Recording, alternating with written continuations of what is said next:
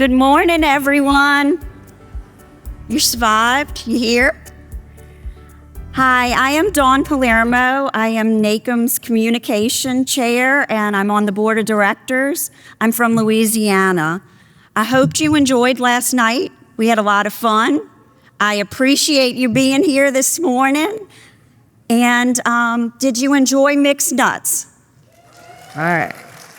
Well, good. I'm glad we could all come together for some fun and get to know each other in a different way. Before we get started this morning, we would like to welcome Pam Harris. She is going to speak to us and part of International Association for Court Administration. She is the president. She is a past NACM president. So Pam, can you give us a few remarks?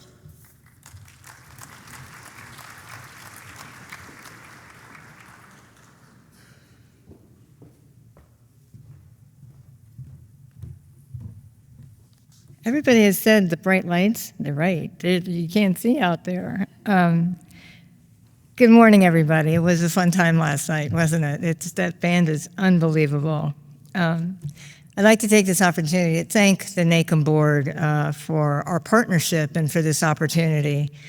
It's both an honor and a privilege to address you here today in the heartland of the United States and address you as the heartbeat of our national courts. The International Association for Court Administration, ICA or IACA, we can't agree on how we're supposed to pronounce it, was actually developed under this organization, under NACM, under Collins Ajoma, a past president from New Jersey, who got a subcommittee together and with some federal clerks, and here we are 21 years later. As a member of NACM and a member of that original subcommittee that put ICA together, I've had the privilege to witness firsthand how courts here in the United States and globally have evolved.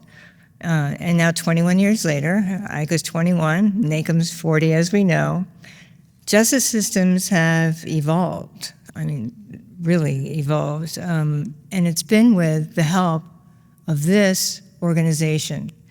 It has provided educational forums for us for all these years and has helped us bring changes to our courts for over 40 years.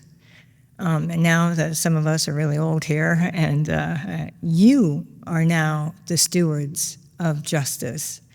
Most of you do not wear robes, but you pull the system together every single day.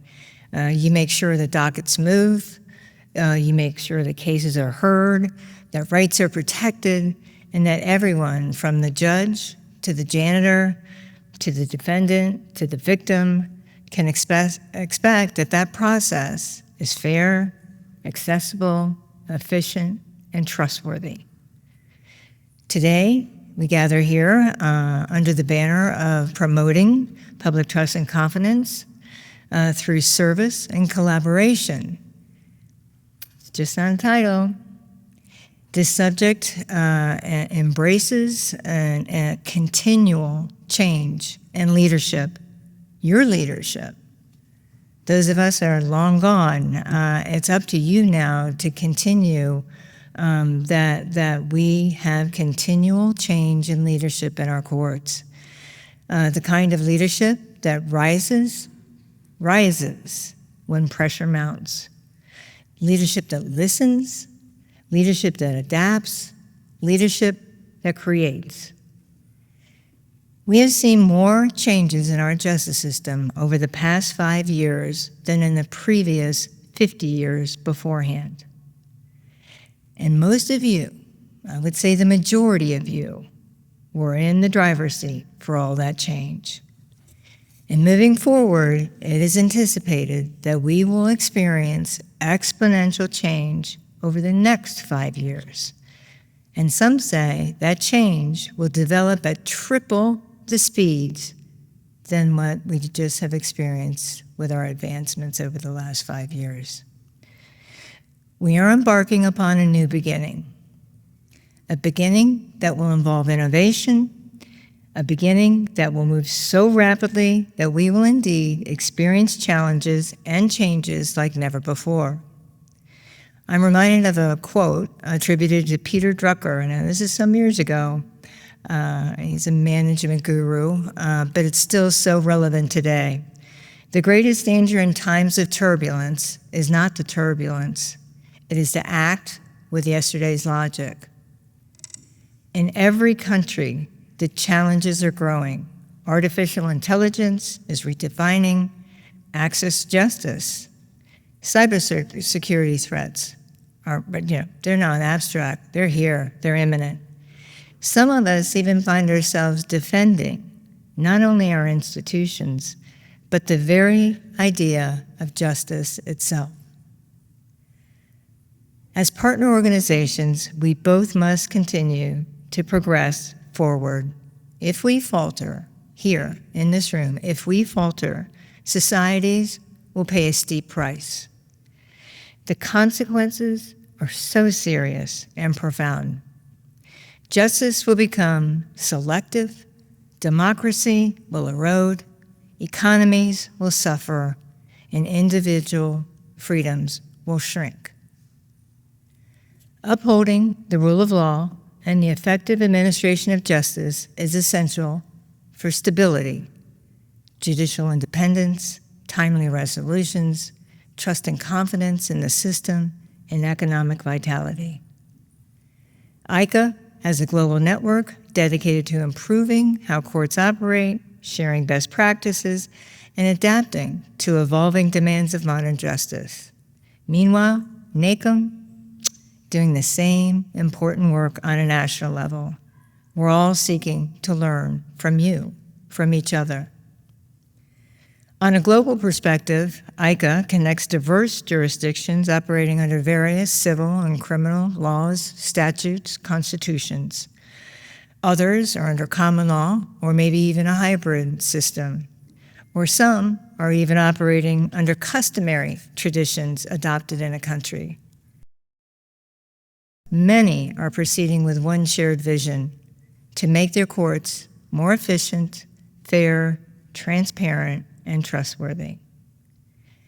ICA does not offer just one-size-fits-all solutions. Instead, we offer cross-cultural exchanges through conferences, webinars, publications, and serving as a resource for courts to improve their system of justice.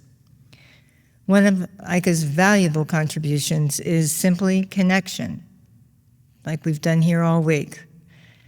Networking.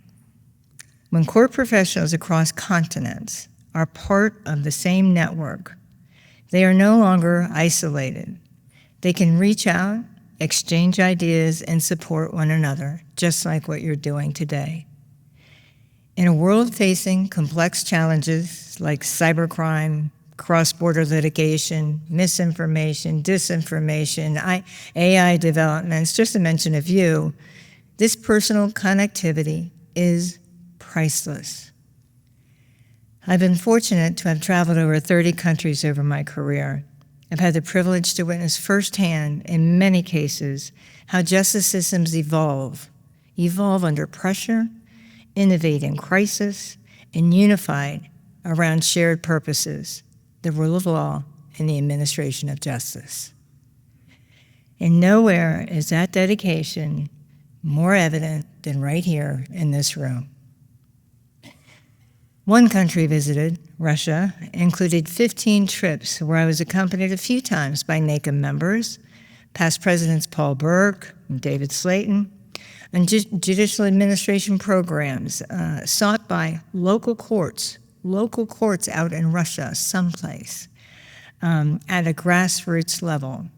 Many of those initiatives are still in place today.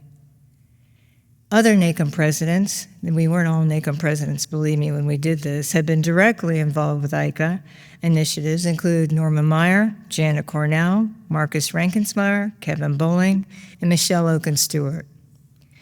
I think each one of these individuals would say that their international experience, whether here in the United States, supporting a foreign delegation, abroad, or volunteering for committee work, expanded their own horizons, beliefs, and more importantly, they learned just as much from their counterparts than they imparted upon their counterparts.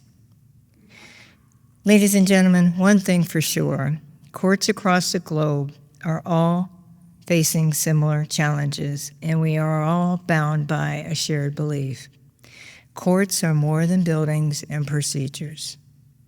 They are institutions of hope, and they are essential to the stability of our societies. I mention this just to express what I've learned from foreign travel as well as managing courts here in the United States. Sometimes the smallest acts of dignity, smallest acts of empathy can change lives, whether the deed comes from a judge, a clerk, a bailiff, someone else in the justice system. These acts alone promote public trust and confidence more than you can imagine. The overwhelming truth is justice is just not about the law. It's about people. It's about process. And it's about performance of the system. I believe in my heart that ICA and NACM champion these pillars. Through it, we're building a global community where courts can learn from one another, where innovation is shared, and where justice systems are strengthened throughout with your leadership. You are the force that keeps justice moving. You. It's all about you. You are the gatekeepers of the system. You are the architects of public trust. And that trust is built every day in how you train your teams, how you treat your employees, how you treat the self-represented litigants, how you innovate, how you lead with integrity.